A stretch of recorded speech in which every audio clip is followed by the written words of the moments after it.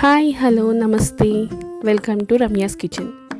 ఈరోజు మనము రాజ్మా దోశ ఎలా తయారు చేయాలో చూద్దాం. ముందుగా ఒక బౌల్లో 1 కప్ రాజ్మా తీసుకొని వాటర్ సరిపడా వేసి ఒక 6 to 8 hours వరకు నానబెట్టాలి. నేను ఇక్కడ ఓవర్ నైట్ నానబెట్టుకున్నాను. అలాగే ఇంకొక బౌల్ తీసుకొని 1 కప్ రైస్ వేసుకొని ఇది కూడా ఒక 6 to 8 hours వరకు నానబెట్టుకుందాం. 2 విడివిడిగా నానబెట్టుకోవాలి, అప్పుడు బాగా నానతాయి.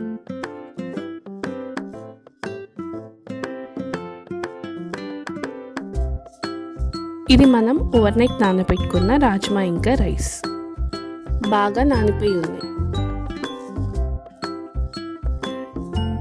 ఇప్పుడు మనం ఒక మిక్సీ జార్ తీసుకొని రాజ్మా ఇంకా రైస్ వేసేసుకుందాం.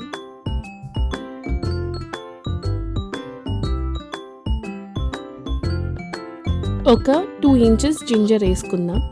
1/2 teaspoon జీలకర్ర, 2 ఎండుమిరపకాయలు, కావాలి అంటే పచ్చిమిరపకాయలు కూడా వేసుకోవచ్చు. అలాగే సరిపడా సాల్ట్ వేసి తగినంత వాటర్ వేసుకొని బాగా మెత్తగా మిక్సీ పట్టుకోవాలి.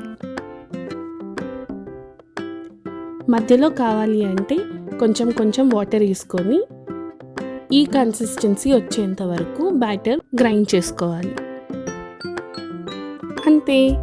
ఇప్పుడు మనం రెగ్యులర్ దోశలు ఎట్లా వేసుకుంటామో పెన్నము అలానే వేడి చేసుకొని నార్మల్ దోశలు వేసుకున్నట్టు దోశలు వేసుకోవాలి.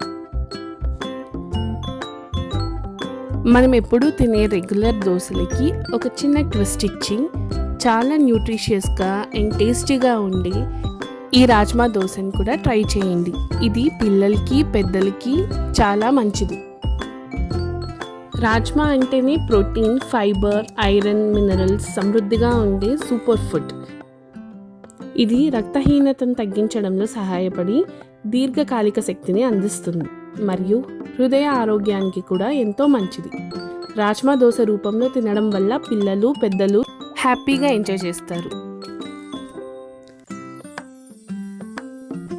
ఈ దోశలు ప్రిపేర్ చేయడం కూడా చాలా ఈజీ.